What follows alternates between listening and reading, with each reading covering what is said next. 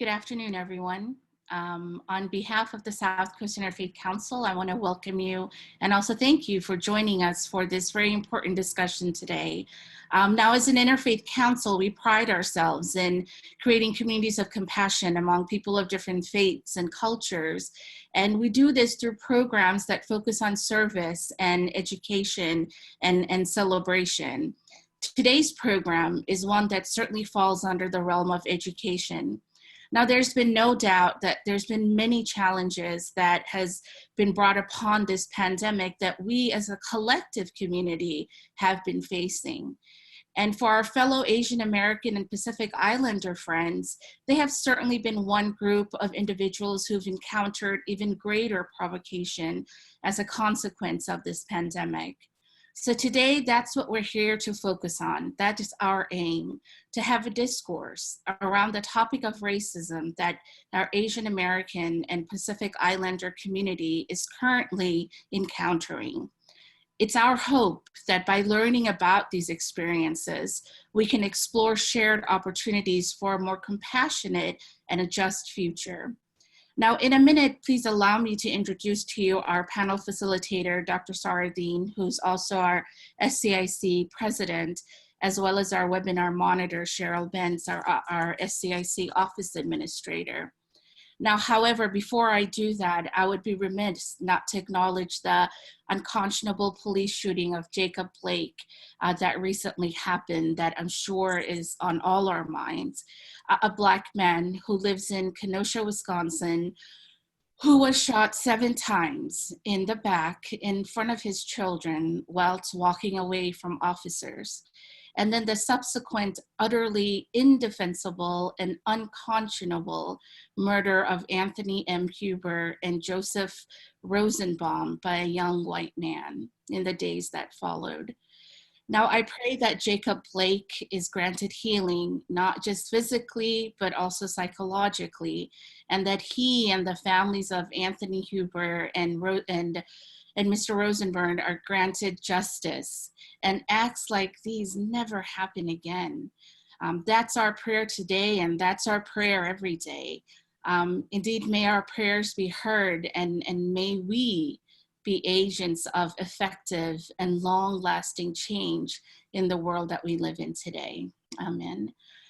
So I thank you again for being with us today and for joining us this afternoon. And right now, I'd like to introduce you and have you welcome Dr. Sarah Dean, who will be the facilitator today for this important conversation, and Cheryl Benz, our office administrator, to say a few words as we begin the program this afternoon. So thank you again. Thank you so much, Milia, and thank you for really reminding us why we're here right now. Today, we're going to be exploring and hoping to understand some perspectives and experiences from the Asian American and Pacific Islander community. And of course, this conversation will be set amongst a wider context of systemic racism and the movement for Black lives. So thank you so much for joining us here this afternoon. I am so grateful to introduce our incredibly talented panelists, who I'm sure we will all be learning a lot from. I'm not sure what order they appear on everyone's screen, but I'd first like to introduce Adrienne Pei. Adrienne is a diversity consultant and leadership coach who has led many organizational transformations in the corporate and nonprofit sectors.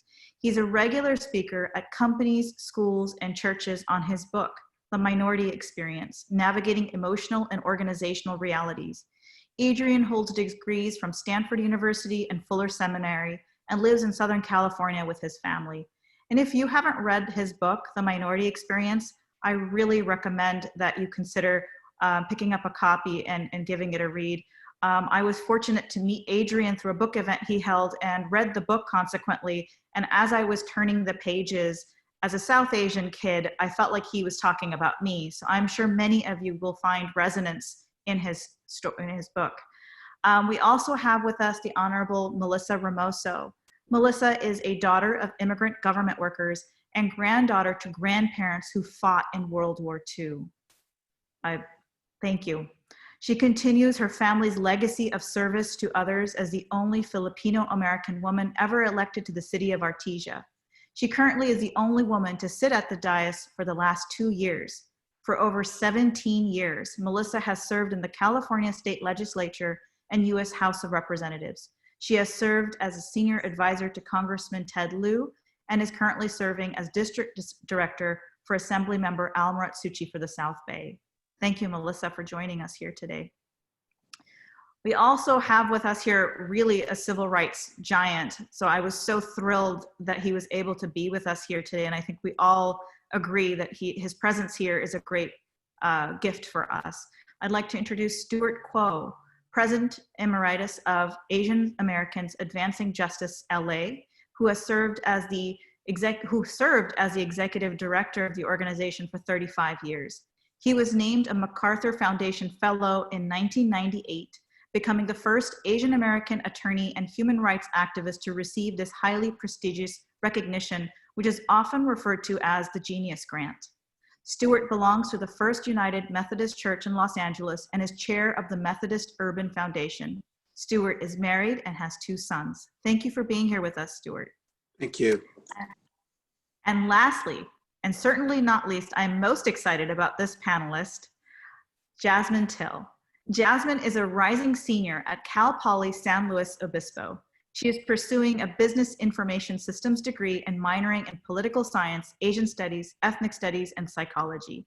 She's currently serving as her university's Secretary of Diversity and Inclusion and as the advocacy and activism lead in her campus ministry. Now, all four of these panelists have spent a lot of time with us over the last few weeks planning this conversation with you all. And Jasmine kept mentioning that as the youngest panelist, she often felt underqualified to be here. But as the conversations would ensue, she is just a wealth of information and experiences, extremely articulate, and she brings me so much hope for where we are going to go as a country under the leadership of young women like Jasmine. So Jasmine, thank you so much for being here with us today. Now, I got to offer a little bit of a professional introduction. I'd like to now invite each of you to introduce yourselves as you choose to identify with any identities that you would like to lift up. If you can also introduce or include with us in your words how the terms Asian American or Pacific Islander relate to you and connect with you. Adrian, can I please invite you first? Adrian, if I may just interrupt, I'm so sorry, and Sarah, because I just wanted to do some housekeeping. I know there's people who are already having questions in terms of what they want to ask the panelists. So if I could actually just invite for a moment Cheryl to kind of explain how that whole process will work, and then I apologize, and then Adrian will continue with you if that's okay. Thank you. So hello, everybody. My name is Cheryl Benson. I'm the Office Administrator for South Coast Interfaith. And today's session is being recorded, so I just wanted to make sure you were aware of that. This is also what is considered a webinar. So unlike your typical Zoom meeting where you have the chance to see everybody who's participating, today we will only have the opportunity to see the panelists. And you are welcome to send whatever messages you would like in the chat, but if you have specific questions, use the Q&A button down at the bottom and ask those questions. Those will go into a special category so that we make sure those get asked, because a lot of information gets shared in the chat. So otherwise, I think we're in good shape. Thank you. Thank you. Thank you, Please continue. And Okay. certainly, as was mentioned, we have some questions that we have already received, which we're answering, that we plan to answer, and we hope to have some time at the end where you can engage with the panelists. Thank you so much. Adrian. Okay.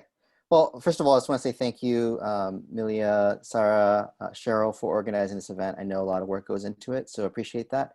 Hello to everybody who took the time to join on a Sunday afternoon, evening. Really appreciate your time. Thank you for coming to our event, supporting this cause, which we all believe in very strongly. So as Sarah introduced, my name is Adrian Pei, and for me, I self-identify as Asian American. I recognize there's a lot of diversity represented in that term. In my case, I'm actually of Chinese ancestry, but my father grew up in Japan. My mother grew up in Vietnam. So there's actually quite a bit of diversity even in my background. I'm still learning how that impacts me today. And I realize that sometimes I've used the term Asian American, thinking sometimes mostly about East Asians as opposed to Southeast Asians, South Asians, Pacific Islanders. So if I or other panelists use a term even today that isn't inclusive, it just shows that we're all still learning. And I know that I have my own biases and my own blind spots. So did want to mention that I'm learning very much in the process of learning. Now, I was also born in the United States and have lived almost all my life here. So I do identify as being Asian American. The American part of it matters to me as well. And more than just being born here, I do identify with being American in terms of fighting for an intentionally diverse society that honors people and their differences. And I know it's messy, and sometimes it feels like we're not doing that great a job at this, but I don't ever want to give up striving for what we can and should be. And so that's how I identify and see myself. Thank you, Adrian. Melissa, can I please invite you to introduce yourself? Great. Thank you, Sarah. Thank you, Sarah, for the introduction, and thank you, Malia and South Coast Interfaith Council for inviting me today. I am a second-generation Filipino American, born and raised in California. I personally identify mainly as Asian American, but also answer to Pacific Islander as well. Like Sarah mentioned, my whole career is based on public service. I know this is a nonpartisan space, but I am a California Democratic Party leader, and I serve as the state chair for the California Democratic Party Asian Pacific Islander Caucus. I've served in the Democratic Party for now over 11 years and is very much a part of my identity and guides how I govern today. So thank you so much again for having me, and I'm looking forward to this great panel. Thank you, Melissa. Stuart. Well, thank you very much, and I appreciate the South Coast Interfaith Council for organizing us. And I met Adrian through a relative, and so it's a pleasure to join all of you. My background is interesting because my mother her grandfather came to the US, and then her father came to the US independently. And then my mother was born in Stockton, California. But my mother met my father, who was a foreign student from Shanghai during World War II, right before World War II. And they decided that they would go back to China to teach at a Christian college. And so I happened to be born in China. I stayed for 2 months, so I don't speak Chinese. My wife speaks Chinese, but some people say, well, what generation are you? I'm either first generation or fourth generation, so I can't quite figure it out. So I was born in China, stayed for 2 months, came back to the Bay Area, and then moved to Southern California when I was 2 years old. So that's my whole background. I do identify as an Asian American, and I've dedicated my career to Asian Americans and Pacific Islanders, and it's a pleasure being with you. Thank you so much, Stuart. We're glad that you ended up here in LA. Jasmine. Hi, everyone. I'm Jasmine. I'm still blushing from Sarah's introduction. So I'm Chinese American. My parents are immigrants from China. My mom from China and my dad from Hong Kong. So I identify as Chinese American and also Asian American. Thank you, Jasmine. So Jasmine, I wanted to talk a little bit more about your experiences. I have 2 preteen children. And it's my identity as a mom that also often draws me into conversations like this. I'm really concerned with what kind of a world and what kind of an experience they can expect to have once they start college, which seems around the corner. My daughter's only 12, and she was telling me the other day, she was rolling her eyes and going, whatever, I'm moving out really soon. And I was like, you're 12 or 13, you're not moving out anytime soon. But I understand that you're at Cal Poly right now. And recently you had an experience that was uncomfortable and steeped in some bigotry. Would you feel comfortable sharing that experience with us? Yeah. So just to give some background, I was born and raised in the Bay Area in San Jose or Cupertino now. And like growing up in this area, it's predominantly Asian. And then I decided to go to Cal Poly, which is a predominantly white institution. So going into Cal Poly, I already knew there was going to be culture shock, but I faced a lot of like racism and microaggressions, but I think this experience was the worst one I've ever faced. And yeah, I'm just gonna share it with everyone today. So yeah, so on January 31st, in my international business law class, during a presentation about technical barriers to trade, my professor started to talk about Chinese trade standards in a very xenophobic and racist manner. So keep in mind, at the end of January, we were still calling it Wuhan coronavirus. So we didn't have any like pushback against Wuhan yet. Like it wasn't a major thing. And a lot of the media was posting fear mongering, biased articles. And so, yeah, my professor basically, she's a white woman, and she starts saying, in regards to the coronavirus in China, it's coming from the Chinese. And she's like laughing this whole time. She's like, ha, there's like these wet markets where they sell and eat exotic animals, and there's blood and meat just everywhere. They're not well regulated. It's not like America where you have clean animals that are nicely packaged. And the Chinese, they're so disgusting. Like they have whole bodies of animals, and that's why the disease starts in China. So at this point, I was looking at all of my classmates, and everyone was like taking notes. And I was just thinking, what are you doing? Like, what are you saying? And why is everyone taking notes, right? Because if a professor is going to like lecture, we're all going to be taking notes, which is natural. But the things that she was saying was just so problematic. So I looked at the other Asian American students next to me. There were 2 or 3, and we were just in shock, and we were super uncomfortable. So at this point, I felt really like frustrated, and I was just really shocked because like we see these things happen on YouTube, right? Like you hear these things and you're like, oh, that's wild. But for it to actually happen to me, I was so frustrated. So I was like holding back tears, holding back my anger. And my biggest fear was that if I didn't say anything, the students would walk out of that classroom with that mindset, right? Even if it's for 2-3 days and then they get corrected, like they still walk out of that room with that mindset. So I was so concerned, and yeah, I raised my hand and I began to speak. Like my voice was really trembling and I was crying, but I said, I think you should talk about China and the culture more sensitively. Have you even been to China? And she says, no, I've never been, but I've been to Taiwan. And then I continued and I said, there's a beauty in the culture of China, the traditions of a wet market, the animals they eat. It's on the other side of the world, so of course it's going to be a different culture from us. And she starts laughing, and she starts saying a bunch of comments that make me feel like I'm overreacting. So then I tell her, and I'm like, I'm Chinese American, and I know that in Chinese culture, it's seen as fresh when an animal is like on display, right? It's like an entire animal. So why would you call it exotic and disgusting? And I just don't understand why you would call the entire country disgusting, like the people gross, when like it was just really problematic. And she just said, let's move on. And I was so disappointed because I thought she was going to at least apologize, right? And say like, oh, I'm sorry I made you feel that way, or okay, I'll be more careful. But she just started laughing. And I was just really frustrated. So I went outside, and there were 2 classmates outside, and we were all super frustrated. And yeah, like obviously she didn't apologize. She felt no remorse. She didn't even feel like anything was wrong.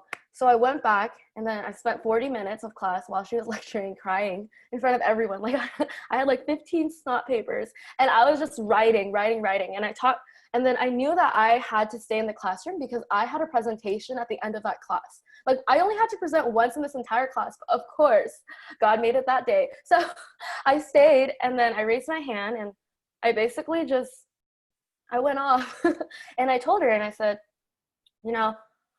I understand that you have no bad or evil intentions in how you perceive China or the coronavirus.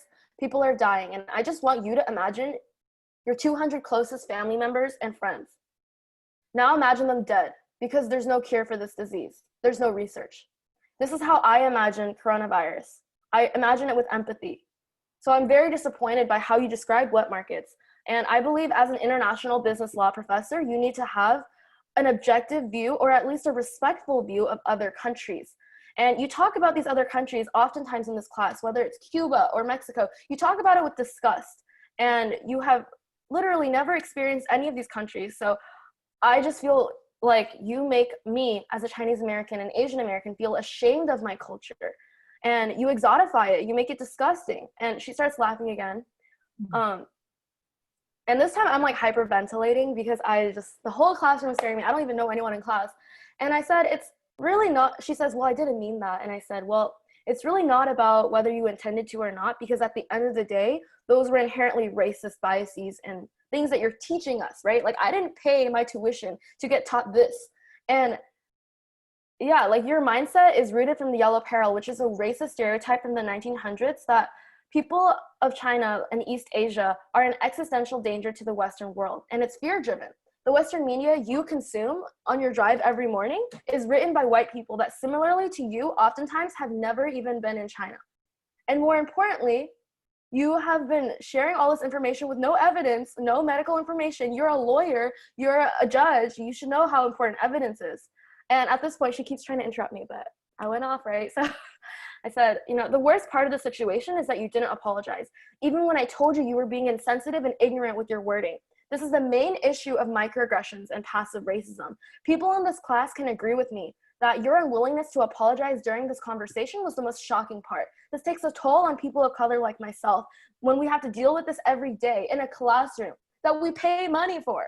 And yeah, I hope you learn, and I hope you go above and beyond to improve on this part of your ignorance. And if you truly want to change, take an ethnic studies class, get some training, join a diversity and inclusion group, do something, because this, obviously, you are underqualified to teach this class. So obviously at this point, she starts laughing it off, and she's like mocking me, and she says, oh, like, why do you think exotic is bad? And I said, do you call Italian food exotic? Exotic is problematic because Americans call all non-Western food weird, disgusting, and not to be eaten, almost barbaric. Also, exotic is problematic because it otherizes people and makes them feel disgusting. So these stereotypes are violent, and it creates fear and perceptions. Look at the Chinese massacre of 1871. 20 people died because they were attacked, shot, robbed, and lynched. So after I said all of this, obviously she was a little shook, right? So yeah, I just left. And yeah, I think that experience was very traumatizing. I could not sleep or eat for a few days. I was rethinking it over and over, because if you think about it, she teaches 3 or 4 sections, right? And each classroom has 40 people. She's been teaching for 10, 20 years. So if this is the biased, racist mindset, xenophobic mindset that she's been having, I was very concerned for the past students and the future students. So what I did was I did everything I could. I literally did everything. I went to the Office of Equal Opportunity, Bias and Incident Reporting. I went to every discrimination organization. I went to 6 different ones on campus. And it was very frustrating because no one was responding. And then all the people that I talked to were insensitive. And one of the people I talked to, she even told me, she said, oh, I'm actually I'm so sorry this happened. And then she told me that there was nothing we could do because, according to the CSU executive order, discrimination is defined as pervasive and towards an individual. So because she didn't call me a specific thing pervasively, she couldn't get any type of any type of formal consequence or formal education warning, right? So, or discipline warning. So it was really, really hard. And yeah, there were a lot of conflicts of interest. One of the people I talked to at the Office of Equal Opportunity even told me that she was friends with her because they're both lawyers. And yeah, so for me, I was just really concerned. And I went to my business college dean, and I emailed them, and I emailed the academic success dean, and they ignored me for a whole month. Basically what I'm sharing with you is my testimony. I shared this with them, and they ignored me for a whole month. And my mental health was really, really bad. I couldn't sleep. I had to go to this classroom twice a week, every week, which was really horrifying. And as a result, I basically had to spam my dean and go into their office and tell them, hey, we need to talk about this. I'm really concerned. Every day that she's teaching is dangerous for us. And yeah, at that meeting, literally nothing was resolved. They just said, oh, she needs empathy. You need to forgive her. She is still learning. We're all still learning. And I was like, okay, we can all be still learning, but she's a judge in my county. She worked for the DOJ under Bill Clinton, and she is a professor that we're paying money. And it was very concerning. And then, yeah, basically, long story short, there was nothing resolved. And it was just a very difficult, hopeless, frustrating experience that, like, as you can tell, I'm sweating because it's just so traumatic. And like, yeah, I think that during this whole pandemic, like, racism is definitely rising. I think that we look at the numbers of hate crimes, but to actually like experience one, or not a hate crime, but like harassment, right? To experience that harassment in the classroom and not see any results, like, I can see why people don't report things anymore. Thank you, Jasmine, So yeah. so much for sharing. I'm so sorry that you were made to feel that way in a classroom, which should be a safe place. Yeah. I'm really sorry for what you've endured and how much pain and suffering has resulted from this experience. I am, however, so deeply inspired and filled with hope just hearing how you exercised your agency, you spoke out. I don't think when I was your age, I would have had the strength to stand up to a professor, because there's that huge power differential. So thank you so much for literally speaking truth to power, speaking truth to someone who actually controls, your grades to some degree. And that's why we're here today. As you said, you didn't seem to get resolution. There was perhaps a thought that it doesn't really matter. These are just words and it's not important. So that's why we're here today. Hopefully we can fill some of that gap. Stuart, as the founder of Asian Americans Advancing Justice and as a civil rights activist, specifically within the AAPI community, does Jasmine's experience this year seem exceptional in our current social and political climate, or is this becoming all too common? Can you share what you're seeing in terms of hate crimes or anti-AAPI language before and during the COVID-19 pandemic? Yes, I think what Jasmine went through, unfortunately, is becoming much more common.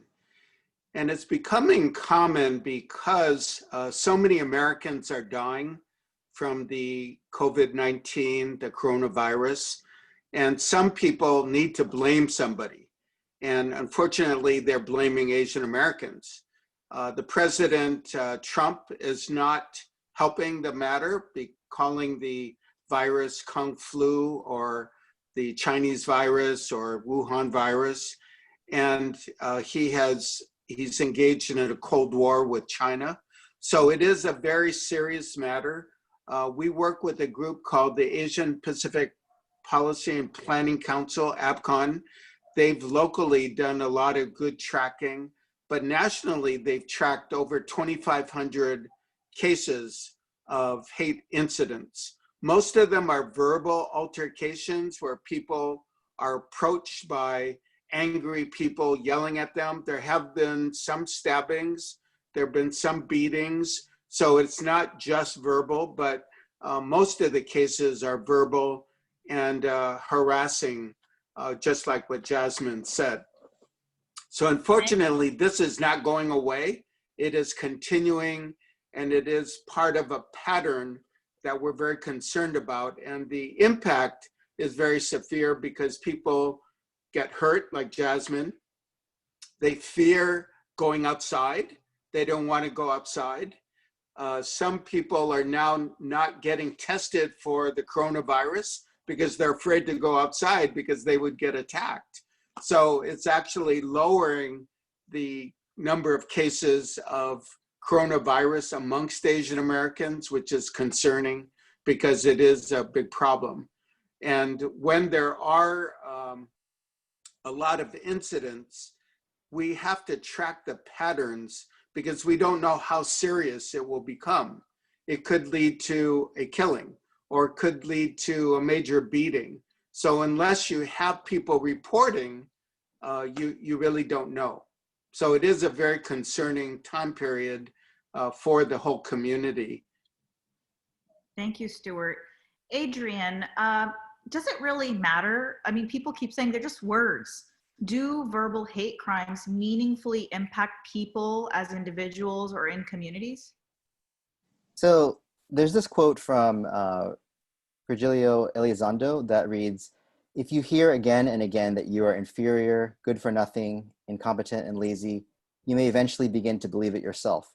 And it really made me think about how words really matter. And anyone who has had a parent yell at them or say disapproving words to them, they know that to be true. It affects our self-confidence, makes us doubt our own value.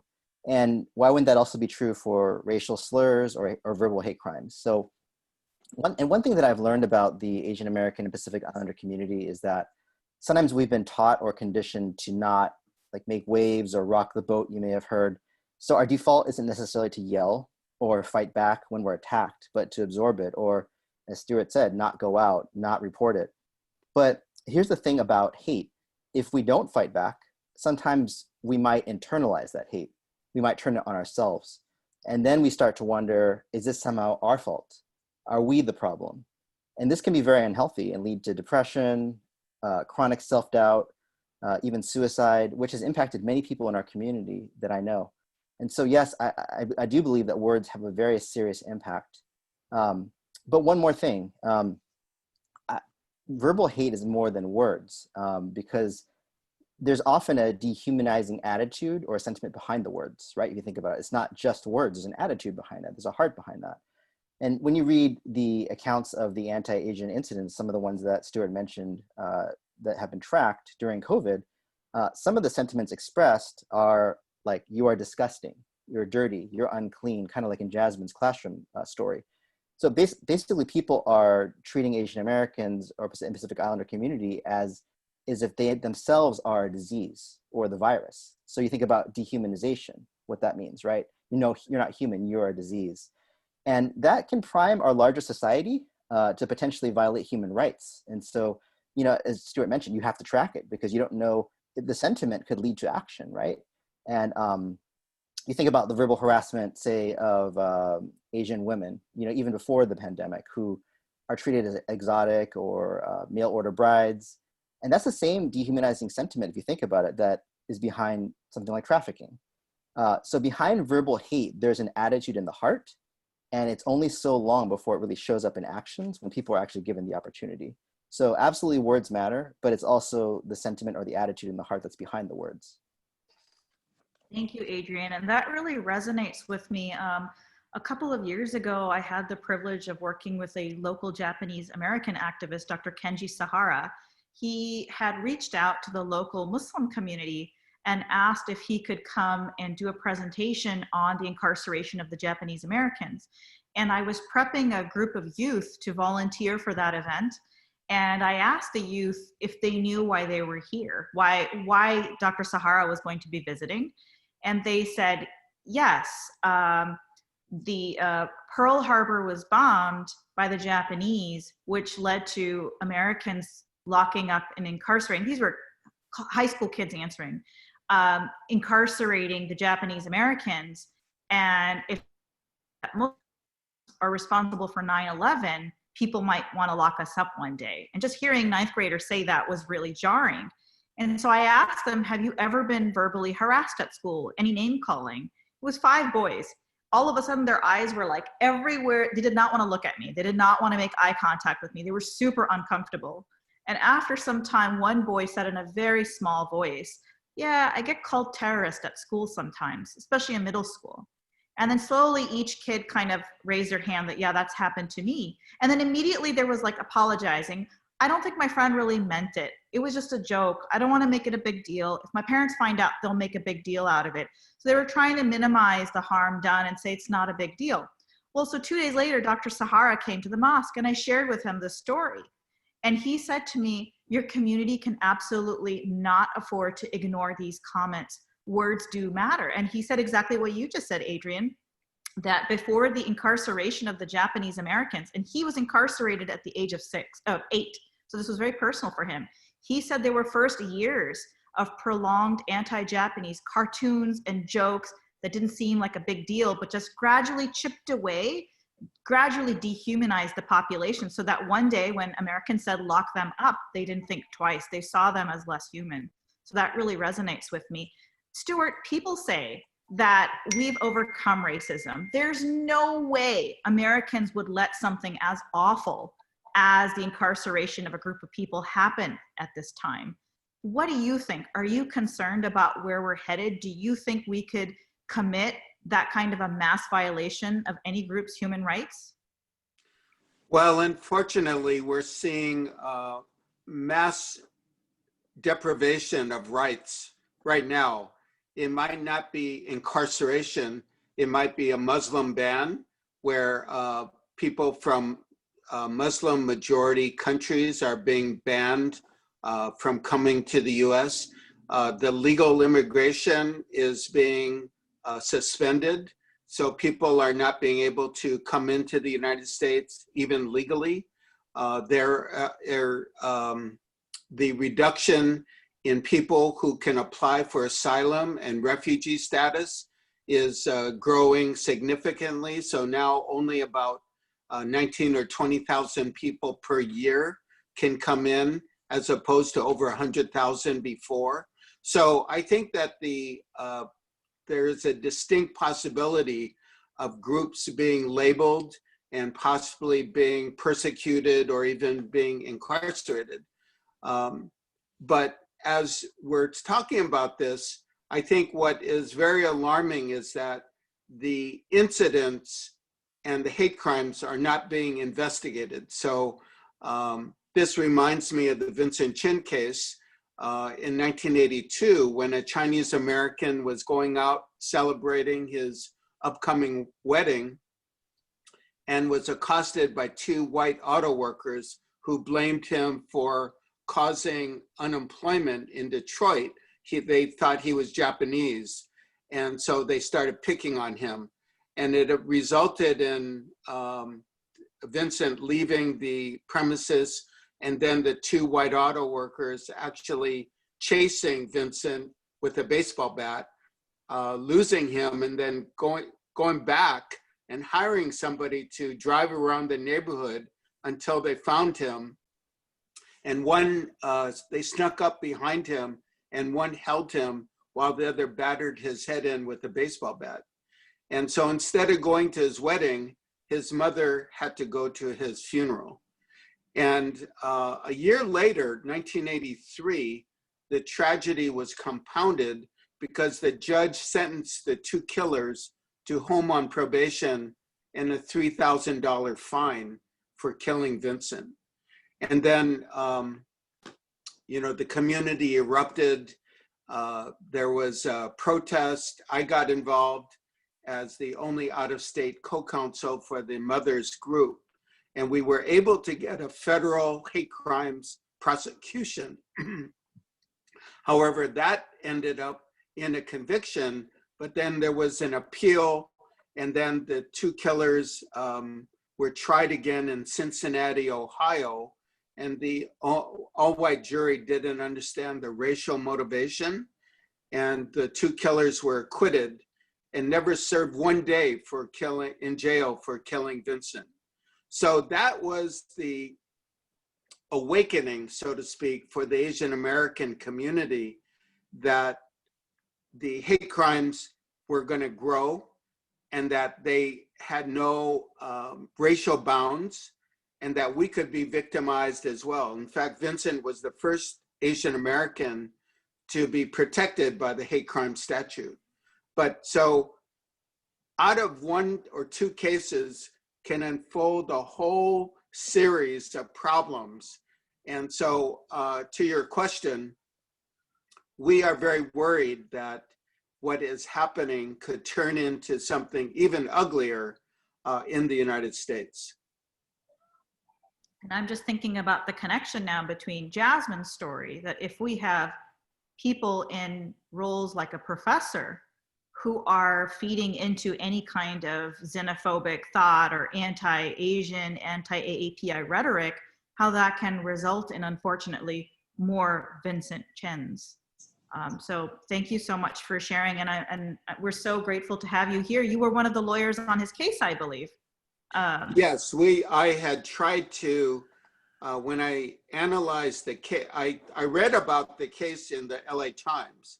And so I called the people whose names I saw, and they said, could you come tomorrow? And I asked my board if I should go out, and they said, absolutely. And I analyzed the case, and then I realized they should try to get a federal hate crimes prosecution. And we're screening through the current cases as well. But that was the impetus for that national campaign. Stuart, can you help us understand a little bit more about how a crime is identified and categorized as a hate crime and what the implications are? And the reason I ask, again, as a Muslim American, it really still sits in a real place of pain for me.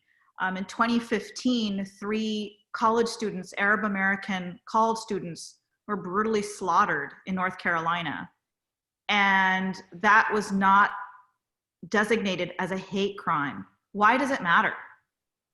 Well, it matters because hate crimes can affect anybody. It's not like a specific person who's targeted for, say, a robbery, which is obviously serious too. But a hate crime can apply to anybody. It just depends how you look or how you, the color of your skin. And so a hate crime is basically a physical or a threat to your physical being.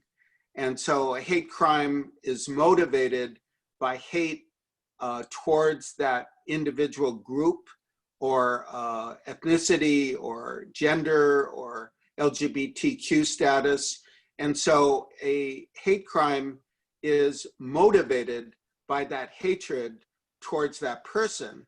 But a hate crime is also a physical injury or a threat of physical injury. So a hate incident, as comparative to that, is a verbal altercation that does not have a threat of violence. And so, as I was saying, most of the cases today against Asian Americans in the last 3 months are verbal altercations, but they're hate incidents. And so we have been meeting with the police and the FBI, trying to get them to track hate incidents because they don't necessarily make it to the hate crime, and therefore they may not be tracked. And by the way, to your point, after 2001, we tracked the hate crimes against South Asians and Muslim people in the United States. There were over 500 cases of hate crimes and hate incidents. But in that case, there were a lot of shootings and killings of South Asians and Sikhs. Sikhs are not Muslims. They are a distinct religious group mostly from India. And they were shot and killed because they wear a turban. So I would just say to your last point, sometimes the cases are dual, they appear like they're dual causation. There could be a robbery and a hate crime, or there could be some other reason for the crime. And I'm just saying that in some law enforcement divisions, if there is for example, an economic reason or a different cause other than hate, they label it not as a hate crime, but as a crime. So it is an ongoing concern, and it's something that we as citizens need to pressure law enforcement on, because if you leave it to them, most of the cases will not be classified as a hate crime, whereas they could be. I see, and thank you for sharing that with us. So what I'm understanding is by tracking hate incidents and hate crimes, we get a sense of where we are headed as communities, and that's the only way we can know if we need to be extra vigilant or concerned for a vulnerable group or a vulnerable identity in our communities. So that's right. Thank you for bringing that to our awareness. I want to talk a little bit about the mechanics of racism, stereotypes and biases as they impact the AAPI community. By the way, AAPI is just shorter for Asian American Pacific Islander community. So the AAPI community is often subjected to what I've heard is called the minority myth. So I wanted to kind of unpack what is the model minority myth, how does it impact members of your community, and how the community engages with other minority groups. Adrian, if I can invite you to share some of those definitions with us. Sure. So Yeah, in terms of defining some of the terms, I know many of you may know this already, but often when people hear the words majority and minority, I think the first thing a lot of people think of is numbers, like who is there more of in the room? And so, for example, if my white friends go to Hawaii and they say they're the minority there, but as many people are coming to understand, being a majority is about much more than just numbers, but about, societal advantage and power that others don't have. And so in my book, I write about how being a minority is having basically unique and additional layers of emotional and systemic challenges that those in the dominant culture don't have to think about, which I think a lot of people are talking about a lot these days. Now, the idea of the model minority is that if you work hard enough, you can overcome all these societal disadvantages and become like the dominant culture. So, which those of us in the Asian American and Pacific Islander community know is simply not true. First of all, our community is incredibly diverse. There are refugee communities who live in sustained poverty. It's not just a matter of willpower to power through that. Even the particular individuals who do achieve great economic and professional success, they also experience a reality where no matter how hard they work, they often still feel like this idea of a perpetual foreigner, that they're never really fit in. I think it was journalist Michael Luo who he described that feeling as no matter what we do, how successful we are, what friends we make, we don't belong. And I think that taps into a lot of our experience. But the model minority myth is often used as a justification to not recognize inequities that do exist, or to create a system of competition that elevates the dominant culture's view of success and then pits minority communities against each other and whether or not they've achieved it. So there's a lot more that can be said about this, but I know this topic is often discussed in relation to affirmative action. And as a college student, Jasmine, I was actually curious, how you and your friends are thinking and talking about this in these times. Yeah. So I think growing up in the Bay Area, where it's mostly South Asian and East Asian students, I feel like a lot of us actually believed in the model minority, right? Like growing up, oh, she's smart for an Asian, or she's smart because she's Asian, she's good at math, all of that. And yeah, I think people need to understand that Asians actually really benefit from affirmative action. A lot of the time when we talk about affirmative action, it's in the lens that, oh, we have a disadvantage. And yeah, I think this even carries into the workplace. I've seen it happen. Instead of asking why this Black woman is in the room, instead of asking, wow, she must be so qualified, she's here, right? People are asking, what advantage did you have over me? Did you have a diversity and initiative, inclusion initiative that helped you? So I think that, yeah, this really adds on to the microaggressions. And for me personally, I find it really hard because I think immigrants and first, second generation kids, we have a lot of generational divide on this issue. So yeah, it's a very complicated topic. And if Melissa wants to go more into the policy perspective. Yeah, thank you, Adrian and Jasmine. So a little history about how affirmative action has played out in the legislature and how we have Prop 209 today. It's been a contentious issue for years in the legislature. Our Black caucus and Latino caucus have been supportive of affirmative action, whereas the Asian Pacific Islander caucus have not, or was, but the political ramifications of supporting it would have been detrimental to the current seats that they actually hold. In 2014, SCA 5 was introduced to overturn Prop 209, which is an initiative that won a simple majority in the 1996 ballot and ended the use of race in all educational admissions, public hiring, and public contracting. It was tabled and never made it through the legislative process. This was probably one of the most ugly times I witnessed as a legislative staffer, because there were Black and Latino legislators, including our Speaker of the Assembly, who were rescinding their endorsements for Asian American legislators who were seeking higher office, and because they did not vote the way they wanted them to. Fast forward in the Black Lives Matter movement, which is now, we have Prop 16, and that is on the California ballot this November, asking California voters to amend the Constitution of California that will repeal the Prop repeal 1996 Prop 209. It will help end wage discrimination against women and ensure California students have equal access to higher education. This actually came in the form of ACA 5, and everyone aside from the Republicans sided with this resolution. This time, the API legislators voted or actually abstained, which meant no vote was recorded for this resolution, allowing it to have the votes needed to be placed on the November 2020 ballot. So pretty much Prop 209 preserved the over-representation of certain groups, will make it impossible to do anything to remedy the underrepresentation of others.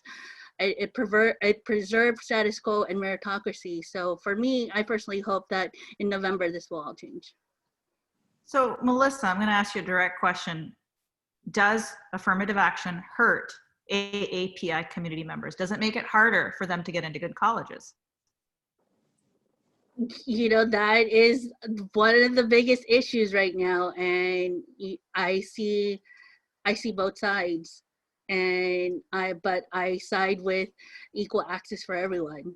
The amount of opposition to affirmative action from APIs is incredible, and it's also disheartening because there, in a way, it sends the message that, hey, you know, if my kids are doing better, then that's fine. All the other people shouldn't matter, and that shouldn't how things should be. It should be equal access for everyone, and in itself, I think it discriminates. Sarah, can I just add that we had represented Asian Americans Advancing Justice LA had represented the Asian American students at Harvard who were supportive of affirmative action. And we in our polling, we've actually seen the majority of Asian Americans do support affirmative action. But I would just say that one of the points that the judge made in that district court decision is that she said that Asian Americans actually were benefited from affirmative action because the whole person was revealed. And so the disadvantage that a number of the Asian Americans had were considered in their admission. And so, but for affirmative action, they may not have gotten in. So she said, actually, Asian Americans were benefited from the affirmative action program at Harvard. So we think that the majority of Asian Americans are supportive of affirmative action. There's a vociferous minority who are against it, but we do feel that affirmative action benefits students as well as in the workplace and in small business contracting. And I can talk about how we've united with a number of Asian American groups in Los Angeles in just the last few weeks to support Proposition 16. Adrian, thank you so much, Stuart. Adrian or Jasmine, do you have something you'd like to add to this topic? So, and I think we've touched upon it in some ways, you know, to launch a xenophobic attack or to persecute a minority, you first have to reduce the minority. You have to strip it of its diversity and plurality to come up with a stereotype and a trope. That's easy to hate, right? And so that's one aspect of the model minority myth, that it misses that the AAPI community is actually very diverse, socioeconomically diverse, immigration status-wise diverse, narrative-wise very diverse. And so I think that gets lost in the affirmative action conversation. And Jasmine, you brought up this in one of our conversations, that not all AAPI members are wealthy. And many AAPI communities actually strongly benefit from affirmative action.